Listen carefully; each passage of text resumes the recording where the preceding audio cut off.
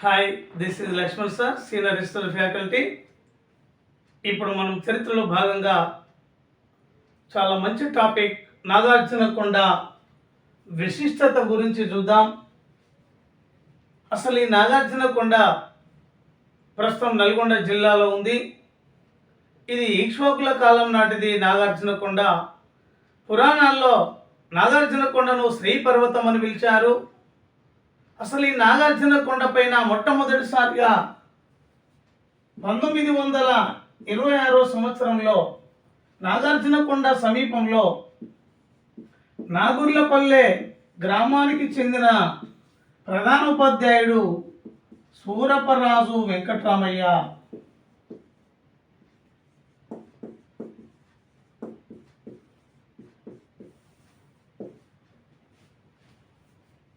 నాగుర్లపల్లె గ్రామానికి చెందిన సూరపరాజు వెంకట్రామయ్య దట్టమైన దుర్భేద్యమైనటువంటి కొండలమయమైన ఈ అటవీ ప్రాంతంలోకి వెళ్ళినటువంటి వాడు.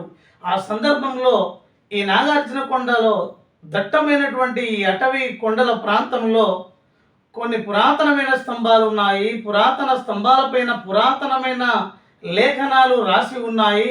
వాటిని గమనించినటువంటి సూరపరాజు వెంకట్రామయ్య ఆనాటి పురావస్తు శాసన లేఖన అధికారికి ఫిర్యాదు చేశాడు. ఏమయ్యా, మీ డిపార్ట్మెంట్ ఏం పని చేస్తున్నది? ఏదో పురాతనమైన రాతప్రతులు రాసి ఉన్నాయి స్తంభాలపైన, అక్కడేదో చరిత్ర ఉండి ఉండాలి, ఈ విషయాన్ని మీరు గమనించండి, పరిశీలించండి అని ఫిర్యాదు చేస్తే ఇతని ఫిర్యాదు మేరకు 1927 సంవత్సరంలో ఆనాటి పురావస్తు శాసన లేఖన అధికారి సరస్వతి రంగరాజన్ ఈయన ఈ ప్రాంతాన్ని సందర్శించి ఇది ఒక బౌద్ధ క్షేత్రం అని పేర్కొన్నాడు. ఇది ఒక బౌద్ధ క్షేత్రము అని పేర్కోవడం జరిగింది. దీన్ని ఒక బౌద్ధ క్షేత్రం అని చెప్పినటువంటి వాడు మనకు ఎవరు అనంటే సరస్వతి రంగరాజన్. ఇదే 1926లో ప్రీవియస్ పేపర్లు ఏమడిగారు? నాగార్జునకొండను మొట్టమొదటిసారిగా ఇది ఒక బౌద్ధ క్షేత్రం అని పేర్కొన్నది ఎవరని అడిగారు? ఎక్సైజ్ కానిస్టేబుల్ ఎగ్జామ్లో 2016లో అడిగిన బిట్ అండి. చూడు ఎంత డెప్త్గా అడిగారో. సరస్వతి రంగరాజన్ ఆయన చెప్పాడు 1927, 1936, 37 ప్రాంతాలలో ఇక్కడ పరిశోధనలు చేసినటువంటి వారు లాంగ్ హార్ట్స్, టిఎన్ రామచంద్రన్లు. వీరి పరిశోధనలు ఏమి వెల్లడించారు అంటే ఇది ఒక మహాయాన బౌద్ధ కేంద్రమే కాదు, 30 బౌద్ధ శాఖలకు చెందిన బౌద్ధ విహార నిర్మాణాలు చేపట్టాయి. 30 బౌద్ధ శాఖలకు చెందిన బౌద్ధ విహార నిర్మాణాలు ఉన్నాయి అని చెప్పారు వీళ్ళు. అనేక హిందూ దేవాలయ నిర్మాణాలు ఉన్నాయని చెప్పారు. అనేకమైన హిందూ దేవాలయ నిర్మాణాలు ఉన్నాయని చెప్పారు. ఇక్కడ ఒక నాగార్జున యూనివర్సిటీ ఉన్నదని చెప్పారు.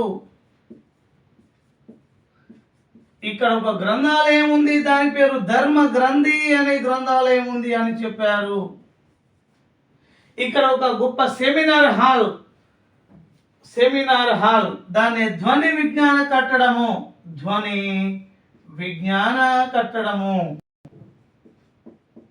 లేదా ధ్వని విజ్ఞాన మందిరము అంటాం. అంటే మన యూనివర్సిటీలో ఉన్నటువంటి సెమినార్ హాల్ అండి, దాని ధ్వని విజ్ఞాన కట్టడము లేదా మందిరము. ఇన్ని విస్తృతమైనటువంటి ఆనవాళ్లను బహిర్గతపరిచినటువంటి వారి పరిశోధనలో వీరు. అయితే ఇక్కడ 30కి పైగా ఈనయాన, మహాయాన, తెరవాద, మహాసాంఘిక, చెన్నగరిక, రాజగరిక, పూర్వశైల, అపరశైల, మహిషాసక, బదయనేల, బహుశ్రుతీయ, ఇన్ని బౌద్ధ శాఖలకు చెందినటువంటి బౌద్ధ విహార నిర్మాణాలు ఉన్నాయి నాగార్జునకొండ సమీపంలో అని చెప్పారు. అనేక హిందూ దేవాలయాలు, పుష్పభద్ర స్వామి ఆలయము, అష్టభుజ స్వామి ఆలయము, కుబేర ఆలయము, నవగ్రహ ఆలయము, జై హనుమాన్ ఆలయము, దుర్గా ఆలయము, ఇటువంటి అనేకమైనటువంటి హిందూ దేవాలయ నిర్మాణాలు కూడా జరపబడ్డాయని చెప్పారా అవి. ఇక్కడ ఒక నాగార్జున యూనివర్సిటీ ఉంది. ఇది దక్షిణ భారతదేశంలోనే కాకుండా భారతదేశ చరిత్రలోనే మొట్టమొదటి యూనివర్సిటీ. ఇది ఇక్ష్వాకుల కాలం నాటి నాగార్జున యూనివర్సిటీ. ప్రస్తుతం ఉన్న గుంటూరు జిల్లాలో ఉన్న నాగార్జున యూనివర్సిటీ వేరు, ఇది ఈక్ష్వాకుల కాలం నాటిది ఈ నాగార్జున కొండ. ఇక్కడ ఒక గ్రంథాలయం పేరు ఇది. ఇలాంటి విస్తృతమైన పరిశోధనలు చేశారు వీళ్ళు. కానీ 1954 సంవత్సరంలో ఇదే నాగార్జున కొండ వద్ద పరిశోధనలు చేసినటువంటి ఒకే ఒక ఆంధ్రుడు రాపోలు సుబ్రహ్మణ్యం.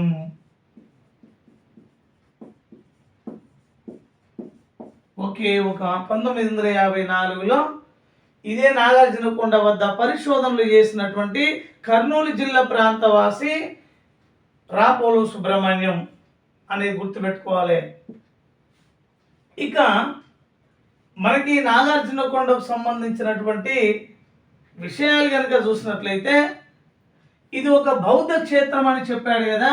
అప్పుడప్పుడు మనకు అడుగుతున్నటువంటి కాన్సెప్ట్ కూడా ఏంటంటే నాగార్జున కొండ బౌద్ధ స్తూపంలో మలచబడిన దృశ్యాలు. నంబర్ 1, బుద్ధుడు తన శిష్యులకు ఉపదేశం చేస్తున్నట్లు ధర్మచక్ర పరివర్తన దృశ్యాలు మలచబడ్డాయి. బుద్ధుడి పంచకళ్యాణాలు మలచబడ్డాయి. అదే ఈక్ష్వాకుల కాలం నాటి ఈక్ష్వాకు రాజ్య స్థాపకుడైన వశిష్ఠపుత్ర శాంతమూరుడు తన సతీమణి వీరిద్దరు కలిసి సంయుక్తంగా అంటే రైతులకు దాన ధర్మాలు చేసినట్లు మనకు నాగార్జున కొండ బౌద్ధ స్తూపంలో ఆనవాళ్ళ ఒక శిల్ప సన్నివేశ దృశ్యంలో కనపడుతున్నాయి.